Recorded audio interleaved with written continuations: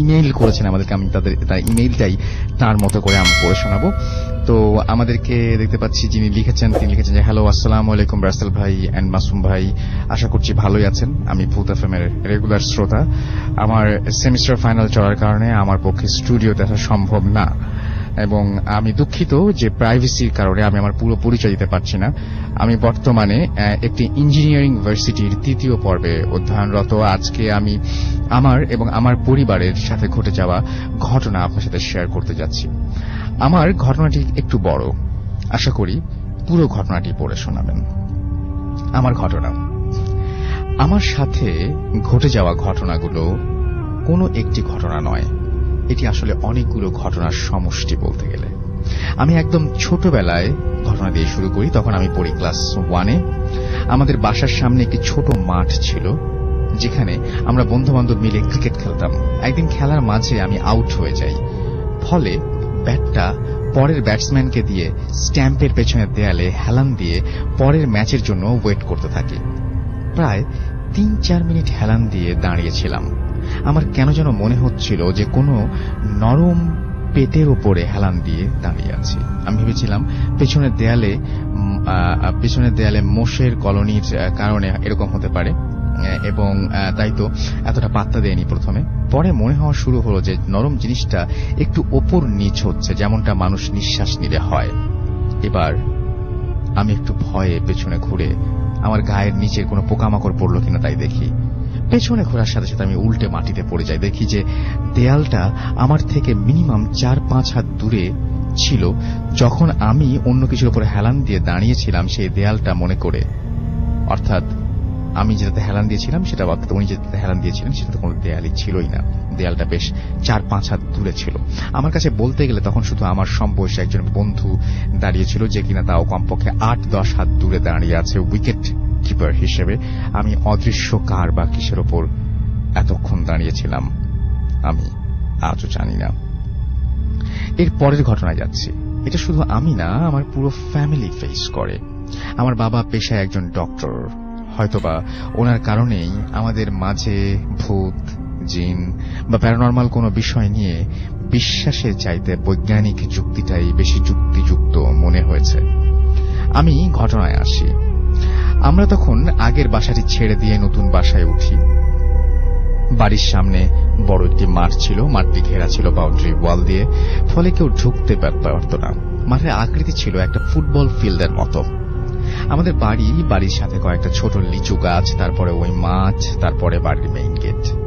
এই বাড়িটা নিয়ে আমি আর আমার ভাইয়া অনেক খুশি ছিলাম ঘটনা শুরু হবার আগ পর্যন্ত। মাঝে মাঝে বলে রাখা ভালো যে আমার বড় ভাইয়া আমার থেকে 3 বছরের বড়। প্রথম দিকের ঘটনাগুলো এতটা আহামরি ছিল না। আমি মাঝে মাঝে দেখতাম বাড়ির ভেতরে এক সাইড থেকে আরেক সাইডে সাদা স্বচ্ছ পর্দার মতো কিছু দ্রুত চলে যেত, আর দেখতাম যে বাড়ির সামনে লিচু গাছের নিয়ে সাদা কিছু দাঁড়িয়ে আছে, লিচু গাছের নিচে সাদা কিছু দাঁড়িয়ে আছে, তাকাতেই খুব দ্রুত চলে যেত। একটা ঘটনা দিনের মাঝে এতবার ঘটত যে কিছু মনেও হতো না যে এগুলো দেখলে, মানে খুব বেশি নর্মাল মনে হতো সবকিছু। একদিন আব্বুকে ভাইয়া বলে যে ভাইয়াও নাকি সাদা অবয়বের মতো কিছু দেখে, ওটার দিকে তাকালেই খুব দ্রুত সরে যায়। আমি জানতাম না কিছু, কিন্তু ভাইয়া এগুলো দেখে এটা সম্পর্কে। আমি জানাই আব্বুকে যে আমার সাথে ব্যাপারটা ঘটে। আব্বু ব্যাপারটা কানে নেন না, বলেন এইসব কিছু না। যেহেতু ভয় লাগতো না এটা নিয়ে, তাই মাথা ঘামানোর প্রশ্নই ওঠেনি আমাদের কারো। এরপর 6 মাস পরের কথা, রাতের খাবার খেয়ে আমরা উঠেছি মাত্র, আমি শুনলাম যে গেটের বাইরে থেকে দাদুর গলায় কেউ ভাইয়ার নাম ধরে ডাকছে। আমি ভাবছিলাম যে হয়তো ভুল শুনছি, কিন্তু ওদিক থেকে ভাইয়া বলে উঠল, আচ্ছা আমার নাম ধরে দাদু ডাকছে না? আমি তখন বললাম, আমিও শুনছি ডাকটা, একবার না কয়েকবার শুনছি। আবার আমরা যদি শুনে থাকি তাহলে অবশ্যই আব্বু আম্মুরও শোনার কথা। আব্বুকে বললাম আমার কথাটা, মেইন গেট থেকে কেউ এসেছে নাকি এটা চেক করার জন্য। বলার সাথে সাথে আব্বু বলে দরকার নেই বাইরে যাবার। যথারীতি বিষয়টা ইগনোর করা হয়ে গেল। বাই দ্য ওয়ে, বলে রাখা ভালো, এই ঘটনার বছরখানেক আগে আমার দাদু মারা গিয়েছিলেন। এসবের কি কারণ আমি জানি না, কিন্তু বাড়ির কিন্তু বাড়ি ছাড়ার কিছুদিন আগে আমরা জানতে পারি যে বাড়ির সামনের মাঠের কর্নারে নাকি অনেকগুলি অস্থি পাওয়া যায়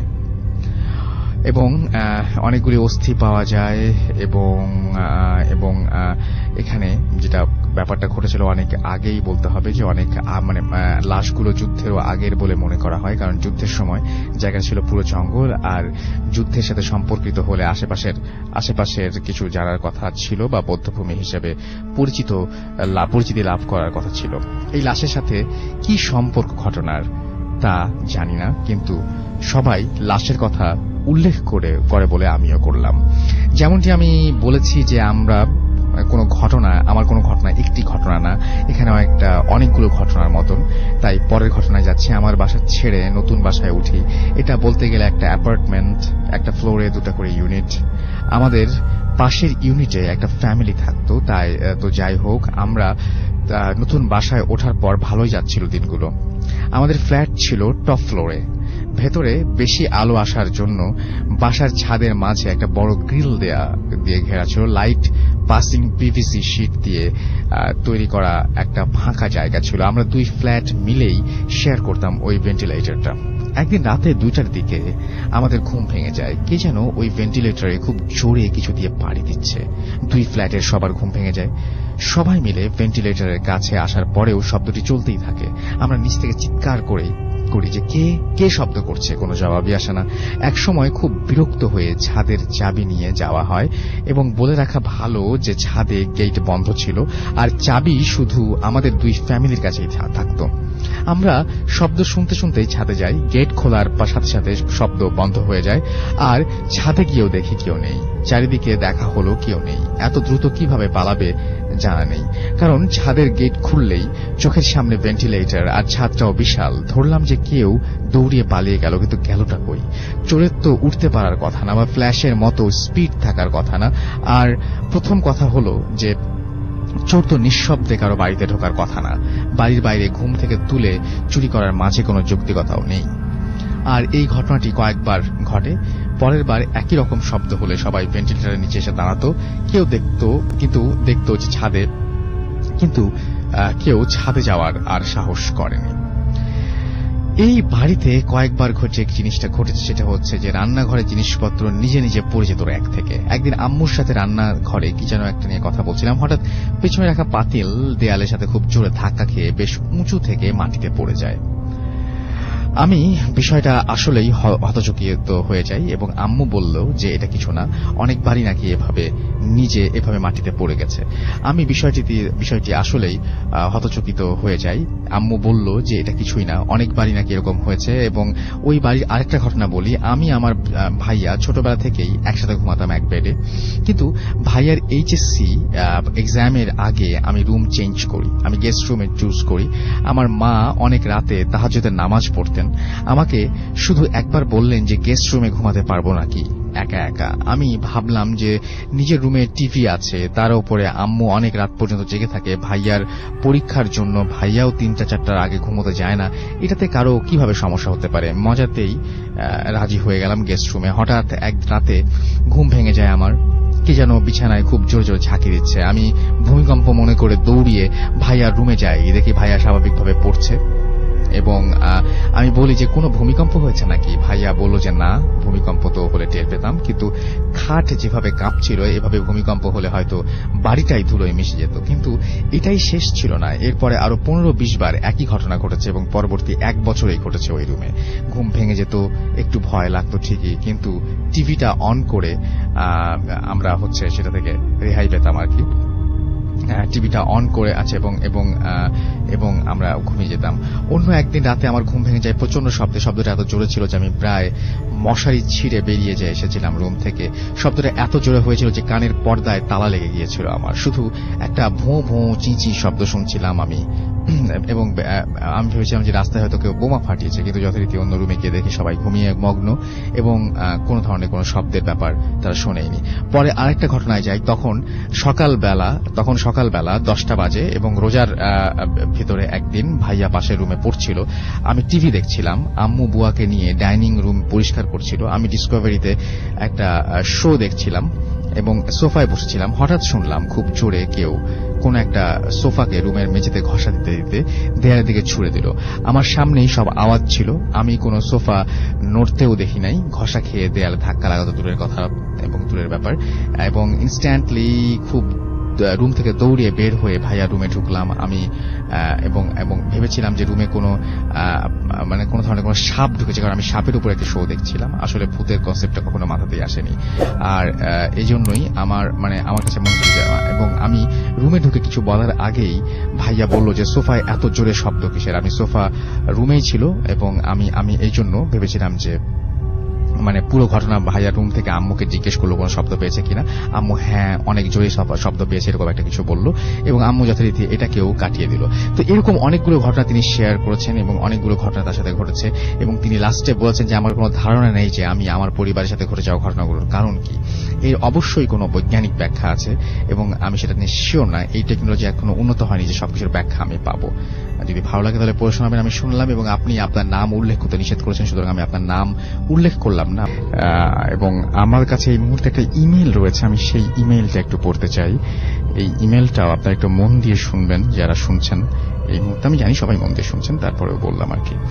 তো যাই হোক, ইমেলটা পড়ছি। যেভাবে লিখছেন, রাসেল ভাই, জিজ্ঞেস করব না কেমন আছেন, কারণ আপনি সব সময় ভালোর দলে থাকেন। আজ আমি আমার জীবনে ঘটে যাওয়া ছোট্ট দুটি ঘটনা বলবো। আমার বয়স তখন 4 কি 5 বছর হবে। আমি তখন থাকতাম কিশোরগঞ্জের একটি সরকারি কোয়ার্টারে। একদিন রাতে আমি ঘুমিয়েছিলাম, হঠাৎ মাঝরাতে আমার ঘুম ভেঙে যায়। আমি তখন নিজেকে আবিষ্কার করি ঘরের ভেন্টিলেটরের দিকে নিচের থেকে নেমে আসছি। আমি আবারও বলছি, আমি তখন নিজেকে আবিষ্কার করি ঘরের ভেন্টিলেটরের দিক দিয়ে নিচে নেমে আসছি। তখন হঠাৎ আমি নিচে তাকিয়ে দেখি আমি আমার বাবা ও মায়ের মাঝখানে শুয়ে আছি। আপনি চিন্তা করে দেখুন, আপনি রাতের বেলায় ঘুমাতে গেছেন, হঠাৎ করে আপনার ঘুম ভেঙেছে এবং ঘুম ভেঙে আপনার মনে হলো যে ভেন্টিলেটরের যে জায়গাটা আপনার ঘরে, সেই জায়গা থেকে আপনি ভাসমান অবস্থায় ধীরে ধীরে নিচের দিকে নেমে আসছেন এবং পিছনের দিকে তাকিয়ে আপনি আপনার বাবা মার সাথে আপনাকেও দেখতে পাচ্ছেন। কেমন হবে মুহূর্তটা? এবং সাথে সাথে আমার ওই সময় মনে হলো I am pulled down into my body. এরপর জেগে উঠি বা সম্বিত ফিরে পাই এবং অনেকক্ষণ আমি এই বিষয় নিয়ে চিন্তা করি, কিন্তু আমি এই ঘটনাটি তখন বাবা মাকে জানাইনি। আমার এই ঘটনার বিশ্লেষণে মনে হয়েছে মানুষের আত্মাকে ঘুমের সময় সৃষ্টিকর্তা তার হেফাজতে নিয়ে যান। হয়তো আমি ছেলেবেলায় এই মাসুম সময়ে কোনোভাবে ওই ঘটনাটা অন্য কোনো ডাইমেনশন থেকে দেখে ফেলেছি। আমার এই ঘটনাটি এতই দ্রুত সময়ের মধ্যে ঘটে যা একটা ফ্র্যাকশন অফ সেকেন্ড আমার এবং সেটার মধ্যে ঘটেছিল। জানি না আমার এই ঘটনাটি কিভাবে ব্যাখ্যা বিশ্লেষণ করবেন। আমি এই ঘটনাটি আমার স্মৃতিতে গভীরভাবে গেঁথে আছে এবং এর সাথে আরো একটি ঘটনা রয়েছে। ছোটবেলায় আমার একটি ট্রাইসাইকেল ছিল। তো তখন প্রায় সময় রাত্রেবেলায় বিদ্যুৎ চলে যেত। বিদ্যুৎ চলে যাওয়ায় কোয়ার্টারের প্রায় সব ছেলে মেয়ে এবং আন্টিরা বাইরে চলে আসতো। তো একদিন বিদ্যুৎবিহীন বাড়িতে রাত 8টা কি 8:30 হবে, আমরা সবাই বাইরে বেরিয়ে এসেছি। আমি আমার ছোট্ট ট্রাইসাইকেল নিয়ে খেলায় মেতে উঠি। হঠাৎ আমার নজর চলে যায় ওপরের আকাশের দিকে। তখন আমি দেখতে পাই হাতের তালুর সমান আকৃতির গোল্ডেন রঙের একটি ছোট্ট স্টার বা তারা আমার মাথার উপর দিয়ে জোর গতিতে উড়ে যাচ্ছে। গতিটা এমন ছিল যে বাতাসের বেগে ওই স্টার বা তারাটি বেঁকে গেছে। আমার মনে হয়েছিল একটা লম্বা বাঁশ দিয়ে ওই স্টার বা তারাটিকে ধরে ফেলা যেত। আমি ঘটনাটি এতই অবাক দৃষ্টিতে দেখছিলাম যে কাউকে তার ডাক দিয়ে দেখানোর সুযোগ পাইনি। এই ছিল আমার ছেলেবেলার জীবনে মুখোমুখি হওয়া দুটি ঘটনা। ভালো লাগলে পড়ে শোনাবেন। সকলকে অসংখ্য ধন্যবাদ। এবং তারপরে তিনি তার নাম লিখেছেন। আমার পুরো নাম বা ঠিকানা পড়ে না শোনানোর জন্য অনুরোধ করা হলো, সুতরাং আমি পড়ে শোনালাম না। তিনি সংক্ষিপ্ত নাম যেটা দিয়েছেন সেটাই বলছি, MI করিম। তো এটা ছিল স্টোরি। একটা ঘটনায় যাব, এটা ইমেইলে যাব। এবং সেই ইমেলটা পাঠিয়েছেন আমাদের একজন লিসেনার। আমরা পড়ছি সেই ইমেলটা ঠিক যেভাবে পাঠিয়েছেন। আসসালামু আলাইকুম রাসেল ভাই, কেমন আছেন? আমি শ্যামা আদাবরে থাকি। ভাইয়া, সত্যি বলতে আমি ভূত এফএমের নিয়মিত শ্রোতা না, কারণ ভূত বা এই ধরনের অশরীরী কিছু আমি তেমন বিশ্বাস করি না। আমি আজ কিছু বলতে চাই, ব্যাপারটা ভৌতিক বা অশরীরী কোনো ঘটনা কিনা আমি জানি না। ঘটনাটা হচ্ছে ইচ্ছে হলে পড়বেন, আর যদি এর কোনো ব্যাখ্যা আপনার কাছে থাকে আমাকে জানাবেন। কথায় আছে না, যে জিনিস নিষিদ্ধ মানুষের আকর্ষণ সেখানে বেশি, আর আমার ছিল আরো বেশি। আমার জীবনের প্রায় পুরোটা সময় কেটেছে কক্সবাজারে, তবে সমুদ্র আমাকে কখনো টানে নাই। আমি সবসময় পাহাড়ের কাছেই যেতে চেয়েছি। যেদিনের কথা বলছি তখন আমি সবে এসএসসি দিয়েছি। আমার নিজেদের খুব বড় মনে করি ফ্রেন্ডরা ঠিক করেছি কক্সবাজারে টেকনাফে মেরিন ড্রাইভ হাইওয়ে হয়ে এখন যেখানে একটা ক্যাফে রয়েছে সেই দিকে যাব, এবং 6-7 জন যাওয়ার কথা থাকলেও শেষ পর্যন্ত আমরা 4 জন যাই ছোট ট্যাক্সি করে। ছবি তোলার জন্য আমরা অনেক জায়গায় নামছিলাম, তো এক জায়গায় খুবই ভালো লেগে যাওয়ায় আমরা ওখানে নেমে পড়ি এবং ড্রাইভারকে বলি ঘন্টা দেড়েক পরে এসে নিয়ে যেতে। আমি স্বভাবত খুবই চঞ্চল, তো নেমেই আমি সবার আগে প্রায় দৌড়ে ঝর্ণার কাছে চলে যাই। আমার ফ্রেন্ডরা পেছন থেকে বলতে থাকে, আস্তে আস্তে যা, বেশি ভেতরে যাস না, আমরা আসছি। সবাই আমরা যে যার মতো ছবি তুলতে থাকি। এক ফাঁকে আমি একটু ভেতরে ঝর্ণা আর পাহাড়ের খাঁজের কাছাকাছি চলে যাই। আমি একটু বলতে চাই, আমি কিন্তু সবার মতো কোনো সাদা কাপড় বা কোনো আতরের ঘ্রাণ পাইনি। আমি কেমন যেন খুবই সম্মোহন করার মতো মিষ্টি গন্ধ পাই, এবং গন্ধটা থেকে আমি বের হতে চাইছিলাম না। আমি আরো ভেতরে চাপা গলির মতো ছিল ঢুকে পড়ি। ঝর্ণার আওয়াজে আমি শুনতে পাই যে বৃষ্টি নেমেছে, আর আমার ফ্রেন্ড আমাকে ডাকাডাকি করছে চলে আসার জন্য। তারা ভেবেছে আমি হয়তো আগেই চলে গিয়েছি। বৃষ্টি বেশি হওয়ায় আমি বের হতে পারছিলাম না। চারিদিকে অন্ধকার, এক ধরনের ছায়া আমি অনুভব করি, এক ধরনের অস্বস্তি হচ্ছিল, তবে আমি কিছুতেই নড়তে পারছিলাম না। কেউ একজন হাত ধরে আরো ভেতরে টানছিল আর ঠান্ডা স্বরে কিছু বলছিল। সবাই হয়তো বলবে যে আমার মনের ভুল বা বৃষ্টি আর ঝর্ণার কারণে আওয়াজটা ভুল আমি শুনেছি, তবে সেটা না। আমি স্পষ্ট শুনেছি এবং আমি অনুভব করেছি হাত ধরার। সময় মনে নেই কতক্ষণ দাঁড়িয়েছিলাম, তবে আমার ট্যাক্সি ড্রাইভার যখন এসে টান দিয়ে আমাকে বের করে নিয়ে আসে তখন আমার সেন্স ফিরে আসে, আর তখন বুঝলাম আমি প্রায় 1 ঘন্টার মতো ওই পাহাড়ের খাঁজে ঢুকেছিলাম। ওই গন্ধ আমার সাথে সাথেই ছিল। আমি কাউকে তেমন কিচ্ছু বলিনি। এরপর অনেকবার, বলতে গেলে প্রায় প্রতি সপ্তাহে, এমনকি আমি একই জায়গায় কিছু না কিছু বলে ওদের নিয়ে গিয়েছি। একসময় আমার খুব কাছের এক বান্ধবী আমাকে জিজ্ঞেস করে, সত্যি করে বলো তো কি এখানে? প্রতিবার একই জায়গায় কি কারণে, কি আছে এখানে? আমি বলি এমনিতেই, তবে ও বিশ্বাস করে না। এরপর আমার সাথে ওরা আর যায়নি। এরপর কিছুদিন বন্ধ ছিল যাওয়া। কলেজে ভর্তি হয়ে কলেজ থেকে আবার পিকনিকে একটা জায়গায় যাই। জায়গায় ছিল পিকনিক স্পট থেকে খুবই কাছে। দুপুরে খাওয়া দাওয়ার পর যখন ছোট অনুষ্ঠান শুরু হলো, আমি একা বের হয়ে যাই, সোজা চলে যাই সেই আগের জায়গায়। আমার কেন যেন বারবার মনে হচ্ছিল কেউ একজন আছে, আমাকে ডাকছে। আমি আবার সেই কথা শুনি। আমার আগে থেকে আমি এবার আরো ভেতরে চলে যাই। আমাকে না পেয়ে ফ্রেন্ডরা বুঝে যায় আমি কোথায় আছি, তবে আমার কিছুই মনে নেই কি হয়েছিল, কতক্ষণ আমি ছিলাম। ওরা যখন আমাকে বের করে নিয়ে আসে, আমি নাকি তখন পাহাড়ের গা ঘেঁষে বসেছিলাম, এমন যেন খুব আপন কাউকে ধরে বসে আছি। আর আমার হাতে লাল আঙুলের দাগ ছিল, যেমনটা খুব জোরে চেপে ধরলে ছাপ পড়ে, ঠিক তেমন। এর কোনো ব্যাখ্যা বা উত্তর আমার জানা নেই, আমি খুঁজতেও চাই না। তবে আমি এখনো যাই, এখনো গন্ধ পাই, এবং এখনো আমাকে আকর্ষণ করে প্রচন্ডভাবে। আর আমার কেন যেন এখনো মনে হয় আমি ফেরত না আসি, ওখানেই মিশে যাই। অনেক উত্তর না জানাই ভালো। সব জেনে ফেললে তো জানার ইচ্ছা থাকে না।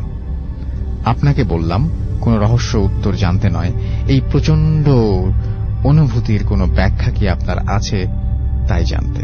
ভালো থাকবেন এবং ভালো লাগলে পড়ে শোনাবেন। তারপর তিনি নামটি দিয়েছেন এবং আমি ঘটনাটি পড়লাম। যেভাবে লিখছেন সেভাবেই পড়ছি। হ্যালো রাসেল ভাই, আমার নাম অর্ণা, আমার বাসা ময়মনসিংহে। আমি যে ঘটনাটি শেয়ার করব সেটি আমার সাথে ঘটে যায় আজ থেকে 2 বছর আগে। আমার এক বন্ধু চাকরির সুবাদে বান্দরবান থাকত। আমার বন্ধুটি যে জায়গাতে থাকত সেখানে গারো জনগোষ্ঠীর বসবাস ছিল। আমি জানতাম যে বান্দরবানে খুব ভিন্ন ধরনের অনেক জিনিস পাওয়া যায়, তাই আমি আমার বন্ধুটিকে বললাম সে যখন বাসায় আসবে তখন যেন আমার জন্য হাতির দাঁতের একটা চিরুনি নিয়ে আসে। যথাসময় সে আমাকে চিরুনি এনে দেয়। যেদিন চিরুনিটা আমার হাতে আসলো সেদিন থেকে শুরু হয় আমার জীবনের এক আতঙ্কিত অধ্যায়। আমি একদিন রাতে ড্রেসিং টেবিলের সামনে বসে চিরুনিটা দিয়ে প্রথম চুল স্পর্শ করলাম। আমি যখন চিরুনিটা মাথায় স্পর্শ করলাম তখন হঠাৎ মাথাটা কেমন যেন ভারী ভারী লাগছিল। আমি এটাকে খুব সাধারণভাবে নিলাম। সেদিন রাতে সবাই ঘুমিয়ে গেলাম। ঘুমের মাঝে আমি অদ্ভুত একটা স্বপ্ন দেখলাম। আমি দেখলাম ধবধবে সাদা গায়ে রঙের একটা মেয়ে, দেখতে গারোদের মতো, আমাকে খুব কঠিন করে বলছে, আমার অংশটা আমাকে দিয়ে দাও।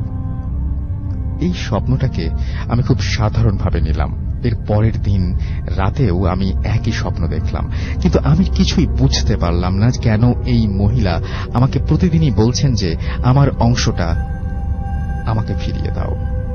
কিছুই বুঝতে পারলাম না যে কেন এই মহিলা প্রতিদিনই একই কথা বলছেন। আমার স্বপ্নটা আমার পরিবারের সাথে শেয়ার করলাম, কিন্তু কেউ বিষয়টাকে তেমন বেশি গুরুত্ব দিল না।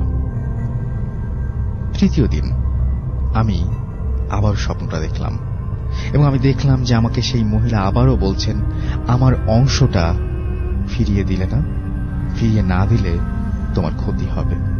এই কথাটার অর্থ বুঝতে পারলাম না। আমার কিছু করার ছিল না। যাই হোক, এভাবে আমার রাত কাটছিল অস্বস্তির ভেতর দিয়ে। আমি লক্ষ্য করলাম আমার মাথার চুল যেটা ছিল আস্তে আস্তে আস্তে আস্তে যেটা হচ্ছে ক্রমশ উঠে যেতে লাগলো এবং আমি চিন্তায় পড়ে গেলাম 4 দিনেই কি করে আমার মাথার চুল কমে অর্ধেক হয়ে গেল। আমি ডাক্তারের কাছে গেলাম এবং চিকিৎসা নিতে লাগলাম, কিন্তু কিছুতেই উন্নতি হচ্ছিল না। এর মাঝে একদিন রাতে আমি ঘুমিয়েছি, হঠাৎ রাত 3টায় আমার ঘুম ভেঙে যায়। আমি অনুভব করতে লাগলাম আমার রুমে কেউ একজন আছে। আমি কাউকে দেখতে পেলাম না, কিন্তু ভয় পাচ্ছিলাম। হঠাৎ আমার চোখ পড়ল ড্রেসিং টেবিলের দিকে। আমি ডিম লাইটের হালকা আলোতে দেখতে পেলাম যে ওই গাঢ় মহিলাটি আয়নার সামনে বসে চিরুনিটি দিয়ে আমার দিকে বড় বড় চোখ করে তাকিয়ে আছে। ওর মুখটা দেখলাম যেন রক্তে ভাসা। আমি এই দৃশ্য দেখে ভয় পেয়ে চিৎকার দিয়ে জ্ঞান হারাই আমি। আমার জ্ঞান ফেরার পর আমি দেখলাম সকাল হয়ে গেছে। আমি রাতের পুরো ব্যাপারটা আমার পরিবারের সাথে শেয়ার করলাম। এরপর আমাকে এক হুজুরের কাছে নিয়ে যাওয়া হলো। আমি হুজুরকে সব ঘটনা খুলে বললাম। হুজুর আমাকে কিছু তাবিজ দিলেন, আর রাতের বেলা আয়নার সামনে সেই চিরুনিটা নিয়ে ওই মহিলাকে দেখতে পেয়ে আমার আর বুঝতে বাকি রইল না যে মহিলাটি আমাকে কি ফিরিয়ে দিতে বলছিলেন। ওই দিন চিরুনিটা কুরিয়ার সার্ভিসের মাধ্যমে আমি বান্দরবান পাঠিয়ে দেই। এরপর আমার বন্ধু সব ঘটনা খুলে বলি এবং ওই চিরুনিটা যেখান থেকে সে কিনেছে সেখানে গিয়ে ফেরত দিয়ে আসতে বলি। কিন্তু আমার বন্ধুর সাথে অদ্ভুত একটা ঘটনা ঘটে যায়। সেটা হচ্ছে, ও যখন চিরুনিটা ফেরত দিতে নিয়ে যায় তখন সে দেখে ওইখানে গিয়ে যে সেখানে চিরুনি ফেরত দিবে কোথায়, একটা শ্মশান ঘাট। আমার বন্ধু অবাক হয়, আশেপাশের লোকজনকে জিজ্ঞেস করে যে এখানে একটা বাজার ছিল না, কিন্তু সবাই বলে ওইখানে অনেক পুরনো একটা শ্মশান ঘাট, বাজার থাকবে কিভাবে। আমার বন্ধু কিন্তু কিছুটা ঘাবড়ে যায় এবং কি করবে কিছু ভেবে পায় না এবং চিরুনিটা শ্মশান ঘাটে ফেলে দিয়ে ওখান থেকে চলে আসে। এরপর 1 সপ্তাহ আমার বন্ধুটি অসুস্থ থাকে এবং এরপর তার কোনো সমস্যা হয়নি। আমি জানি না এই চিরুনিটার রহস্য কি, জানি না কেন আমার বন্ধুর সাথে এরকম ঘটনা ঘটলো। এর ব্যাখ্যা আমার জানা নেই। আপনারা কেউ যদি এর ব্যাখ্যা খুঁজে পান তাহলে প্লিজ আমাকে জানাবেন। ধন্যবাদ সবাইকে। এবং এটাই ছিল স্টোরি। আমাদের কাছে আর একটা ইমেইল আছে, সেই ইমেইলটা পড়তে চাই এবং এই ইমেইলটা পাঠিয়েছেন আমাদেরই একজন লিসেনার, যিনি তার নাম জানাতে চান না। এবং তিনি যেভাবে লিখছেন আমি সেভাবে পড়ে শোনাচ্ছি আপনাদের। I'm writing to you because I want to share something that happened to me and my husband. Please don't share my name with listeners. Thank you. এরপর তিনি শুরু করেছেন এবং তারপর লিখছেন sorry for writing Bangla in English font. এরপর তিনি শুরু করেছেন এভাবে। আমার বয়স ছিল 6 যখন আম্মুর সাথে আমি ইতালিতে মুভ করি। That was in 2000. Okay, আচ্ছা। আব্বু আগে থেকেই এখানে থাকতো এবং এখানেই ইতালিতে থাকার কথা তিনি বলছেন এবং ছোট বয়সে আমি আম্মুর সাথে বেডে ঘুমাতাম, বাট মাঝে মাঝে সকালে আম্মু উঠে দেখতো আমি বারান্দা অথবা কিচেনের ফ্লোরে ঘুমিয়ে আছি। আমি নিজেও জানতাম না কখন কিভাবে আমি বেড থেকে উঠে যেতাম। আমি এভরিডে 4 লিটার দুধ খেতাম। দ্যাট মিনস আমি 8 থেকে 9 বার ফুল ফিডার মিল্ক খেতাম, which is unusual for তখন বয়স ছিল মাত্র 5 বছর। আমাকে অনেক ডক্টর দেখানো হয়, কেউ কিছু পায় না। আমার 5th বার্থডেতে আম্মুর একটা কাজিন আসেন এবং যিনি উত্তরার অনেক বড় একটা মসজিদের ইমাম ছিলেন। তিনি আমাদের বাসায় ঢুকেই আম্মুকে জিজ্ঞেস করেন, তোদের কোনো সমস্যা হয় না তো এখানে? আম্মু অবাক হয়ে বলে, কেন, কিসের সমস্যা? উনি বলেন, না কিছু না, আমি কাল আবার আসব। পরদিন উনি এসে বলেন, এখানে জিনের ফুল ফ্যামিলি থাকে, হাজব্যান্ড, ওয়াইফ এন্ড তাদের 6টা বাচ্চা। আম্মু অনেক ভয় পায় এবং বাচ্চা চেঞ্জ করার ডিসিশন এবং বাসাটা চেঞ্জ করার ডিসিশন নেয়। বাট আম্মুর কাজিন বলেন যে জিনগুলো সবাই ভালো, আমাদের কোনো ক্ষতি হবে না। আম্মু তখন ক্লিয়ারলি বুঝতে পারে যে আমাকে মাঝে মাঝে বারান্দা অথবা কিচেনে কেন পায়, ওখানে এবং তারা সবাই সবকিছু খুলে বলে। দেন উনি বলেন যে জিনদের 4টা ছেলে এবং 2টা মেয়ে, তারা সবাই আমার সাথে খেলে। এটা শুনে আম্মু অনেক শকড এবং ডিপ্রেসড হয়ে যান এবং নেক্সট ডে বাসা চেঞ্জ করে চাচুর বাসায় উঠে যান আমাদের নিয়ে। আব্বুকে সবকিছু বলার পর আব্বু বলে যে দেশে আর থাকতে হবে না। চাচুকে বলে আমাদের পেপারস রেডি করে উইদিন 6 মান্থস আমরা ইটালিতে চলে এসেছি। চাচুর বাসায় যখন ছিলাম তখন আমার সাথে অস্বাভাবিক তেমন কিছুই ঘটেনি, শুধু ইটালিতে আসার 2 দিন আগে সকালে আমাকে ডাইনিং টেবিলের নিচে ঘুমানো অবস্থায় পাওয়া যায়। যাই হোক, এখানে এসে আল্লাহর রহমতে সবকিছু ভালো যাচ্ছিল। আমাকে এখানে প্রাইমারি স্কুলে ক্লাস 1-এ ভর্তি করিয়ে দেওয়া হয়। উইদিন 3 মান্থস আমি ইটালিয়ান ল্যাঙ্গুয়েজ শিখে যাই এবং আমার অনেক ফ্রেন্ডস হয়। আমি আর সব সাধারণ কিডসদের মতোই বড় হচ্ছিলাম। 2015-এর আমি গ্র্যাজুয়েশন শেষ করি, দেন নভেম্বরে আমার বিয়ে হয়। আমার হাজব্যান্ড মিলানের একটা সিটিতে থাকেন এবং ব্যাংকে তিনি জব করেন। ওখানে আমরা বাসা নেই, নিউ একটা গাড়ি কিনি এবং লাইফ ভালোই চলছিল। এক উইকেন্ডে আমরা শ্বশুর বাড়ি অর্থাৎ মিলান যেতাম, দেন পরের উইকেন্ডে বাবার বাড়ি আমরা যেতাম, which is ভেনিস। এবং এমন এক উইকেন্ডে আমরা শ্বশুর বাড়ি যাই ফ্রাইডে 18th মার্চ 2016। ইউজুয়ালি আমরা ফ্রাইডে ইভিনিং এ গিয়ে স্যাটারডে ইভিনিং এ ব্যাক করি, বাট 20th মার্চ অর্থাৎ সানডে আমার দেবরের বার্থডে থাকার কারণে আমরা স্যাটারডে ইভিনিং এ না এসে সানডেতে পার্টি করে রাত 11টায় রওনা হই। সারাদিন খুব পার্টি করে দুজনেই টায়ার্ড ছিলাম, বাট only 2.5 hour ড্রাইভিং বলে আমরা একটু লেট করে রওনা হই বাসার জন্য। হাইওয়েতে তেমন গাড়ি ছিল না। সানডে নাইট এখানে ইউজুয়ালি মানুষ বাসাতেই থাকে, যেহেতু মানডে সবার অফিস যেতে হয়। অ্যারাউন্ড 1 hour ড্রাইভিং করার পর হঠাৎ আমার হাজব্যান্ড আমাকে বলে যে ওর খুব ঘুম পাচ্ছে এবং চোখ ব্যথা করছে। হাইওয়েতে সেখানে কার স্টপ করা যায় না, কাউকে কয়েক কিলোমিটার পর একটা SOS স্টপ থাকে। লাইক 4-5 মিনিট পর আমরা একটা SOS এসে থামি এবং ওখানে চোখে পানি দেই এবং আমি ওকে বসতে বলি, বাকিটা পথ আমি ড্রাইভ করব। ও প্রথমে রাজি হয় না, বাট আমি ইনসিস্ট করি।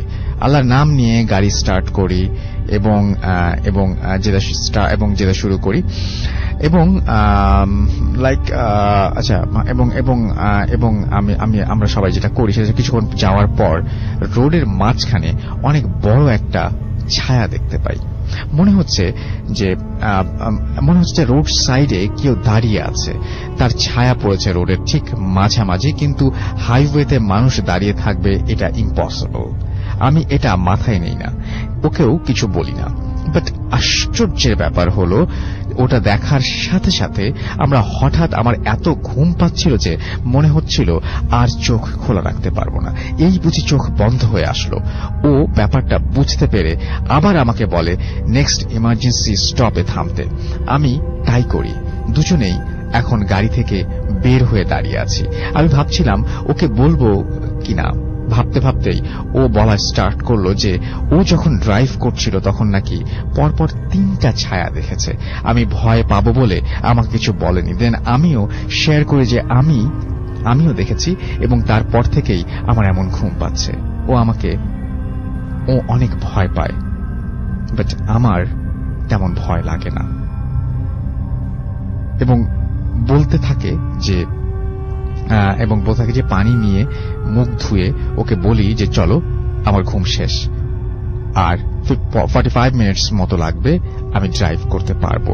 ও না করে, ও পারবে বলে, কিন্তু আমার কেন যেন ওকে ড্রাইভ করতে দিতে ইচ্ছে করছিল না, কেমন যেন ভয় ভয় লাগছিল। তবুও কি আর করা, আয়াতুল কুরসি পড়লাম দুজন, আবার রওনা হলাম বাসার দিকে। কিন্তু কে জানতো বাসা পর্যন্ত যাওয়ার আগে এমন কিছু হবে। রাত তখন অ্যারাউন্ড 1:20 AM, আর 20-25 মিনিটস পর আমরা হাইওয়ে থেকে বের হয়ে লোকাল রোড নেব।